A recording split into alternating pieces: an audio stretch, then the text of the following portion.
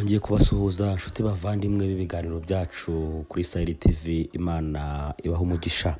Tugarutse kandi mu kanya k'amakuru n'ibiganiro byacu ku mirongo iri kuvugwa hirya no hino ku rugamba muri Repubulika Iharanira Demokarasi ya Kongo. Ntujye kurenyakira amajwi yawe, tubane 5 kuri 5. Reka tugushimire wowe wakoze subscribe, hanyuma ugakora share, ugakora like. Nawe utari wabikora ugire bwangu ubikore, tujye tubana 5 kuri 5. Ariko kandi sinahwema kubasabira umugisha ku Mana, mgira nti mugira amahoro y'Imana, kandi amahoro y'Imana ahorane namwe. Hari benshi bababaye mu buryo budasanzwe, bari hirya no hino, abari kwa muganga n'abari mu ngo bafite byinshi bibabaza mu buryo budasanzwe. Ariko reka tubabwire ngo muhumure, nubwo bitameze neza uyu munsi, ariko ejo bizaba bimeze neza, Imana izabigenza neza. Reka tugaruke kandi ku makuru n'ibiganiro byacu tugiye kubagezaho muri uyu mugoroba. Aha haravugwa amakuru y'urugamba rukomeye hagati y'ingabo za M23 n'ingabo za Wazalendo, aho n'ahandi ni muri Bukavu ndetse no muri Kamanyura humvikanye amasasu atoroshye. Ni mu gihe kandi ahangaha ku kibuga cy'indege cya Kavumu imirwano yakomeje kuba isibaniro mu buryo budasanzwe, aho ingabo za M23 zatanye mu mitwe n'ingabo za Wazalendo. Biravuga ko kandi ingabo za Wazalendo zari zamaze kwigarurira ikibuga cy'indege cya Kavumu, ariko kandi amakuru dukesha abari ku rugamba bakaba batubwiye ko Wazalendo yahamaze amasaha make, hanyuma M23 ikaba yaje kongera kwakira ubufasha budasanzwe bw'abasirikare bwageze ku rugamba buturutse Bukavu, aho baciye mu mato bakaza bakegaranzura umwanzi. Ariko kandi harimo uduce tuvugwa ko twaba twamaze gufatwa n'ingabo za Wazalendo. Aho ngaho nta handi ni Warungu, Fizi, Kamanyura ndetse na n'utundi duce tugiye dutandukanye hirya no hino. Izi ngabo za Wazalendo zikaba zidufite mu biganza. Nicyo kimwe kandi izi ngabo za Wazalendo zafunze umuhanda ujya Kavumu Bukavu. Uyu muhanda biravuga ko izi ngabo za Wazalendo zamaze kuwufunga. Andi makuru kandi turi buganireho ni ukuvuga ngo ingabo za M23 zamaze kubwira ingabo za SADC ndetse na MONUSCO guhambira utwabo bakerekeza mu bihugu byabo bitewe nuko basanze ari abagambanyi. Reka kandi tugaruke tuzingura amakuru yacu. Amakuru atugezeho kano kanya muri uyu mwanya dukora ikiganiro nuko ingabo za Wazalendo kuva ahagana mu masaa 6:30 nibwo izi ngabo zagabye igitero kitoroshye ku ngabo za M23. Ni mu gihe kandi barwanye kuva saa 6:30 n'ubu tuvugana amasasu akaba cyumvikana hirya no hino. Urugamba rukomeje guhindura isura. Barwanye hanyuma ingabo za Wazalendo zinjira muri Kavumu, zirarwana zifata ikibuga cy'indege cya Kavumu. Biravuga ko zakimaze amasaha makeya, ariko zikaza gusubizwa inyuma n'ingabo za M23. Abaturage hirya no hino ku mbuga nkoranyambaga bari bamaze kwishima b'abakongomani, berekanye amashusho hamwe na hamwe mu duce dutandukanye ingabo za Wazalendo ziri guserebura, ndetse n'abaturage baserebura bavuga ko bamaze gufata ikibuga cy'indege cya Kavumu. Biravuga kandi hirya no hino bakomeje kumvikana amasasu atandukanye.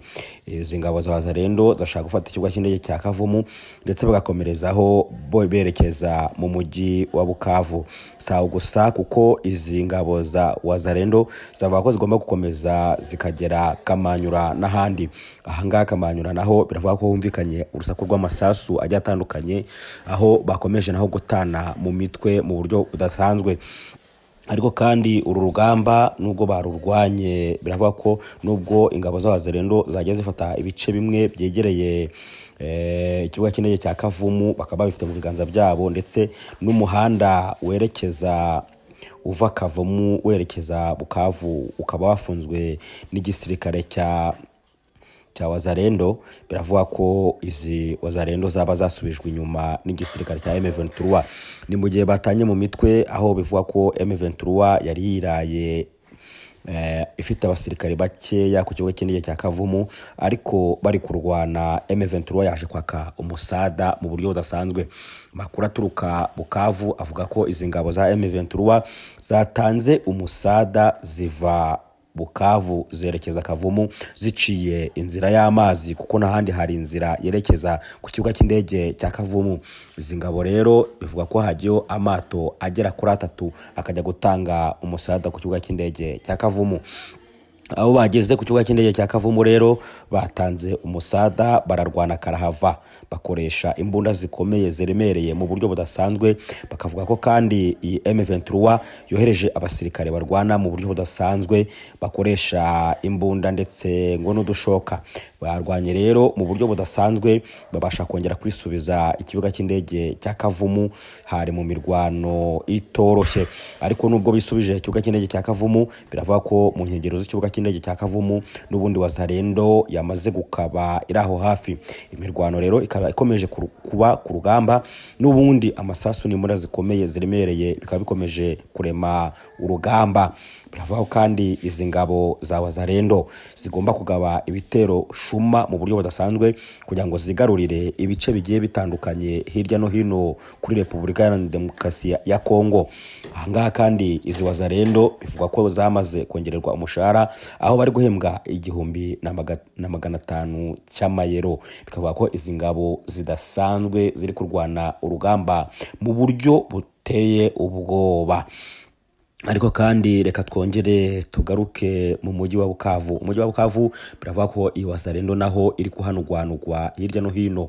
Bivuga ko uko bwije nuko bukeye igota ibice bimwe na bimwe hirya no hino, igenda ibigota isatira uyu mujyi wa Bukavu, ndetse bikavuga ko umujyi wa Kamanyura nawo izi wazalendo zikomeje guhangana n'inyeshyamba za M23.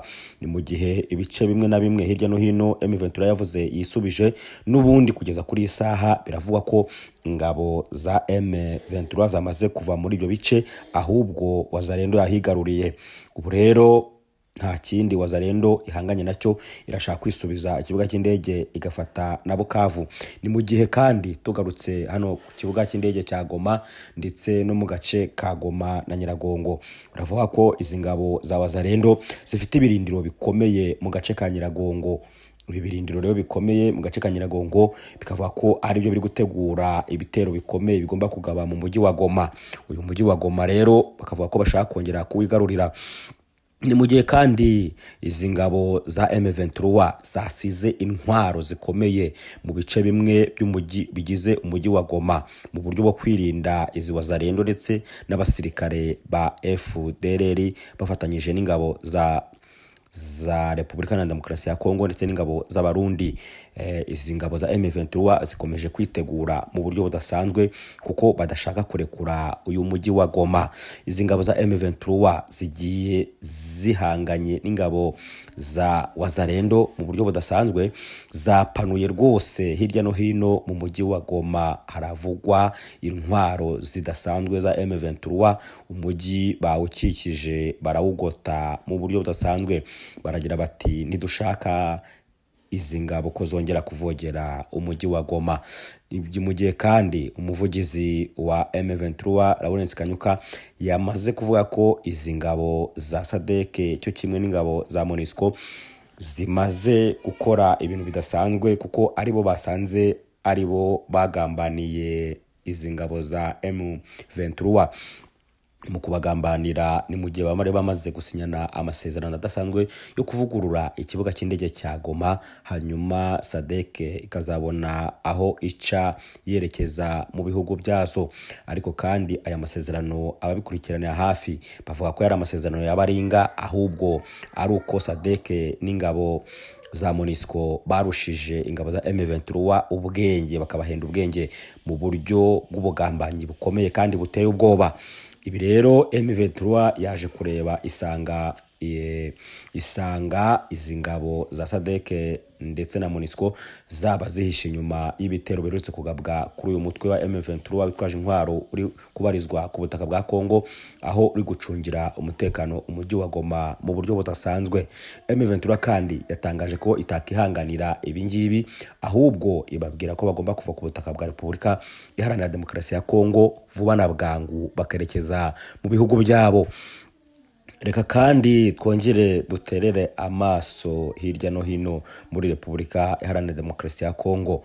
Ni ibiki biri kuvugwa hirya no hino? Haravugwa ko kandi hagaragaye amashusho adasanzwe Joseph Kabila wahoze ari perezida wa Repubulika Iharanira Demokarasi ya Kongo yagaragaye ari kumwe n'ingabo za M23 hirya no hino. N'amashusho yakomeje kugenda caracara hirya no hino ku mbuga nkoranyambaga.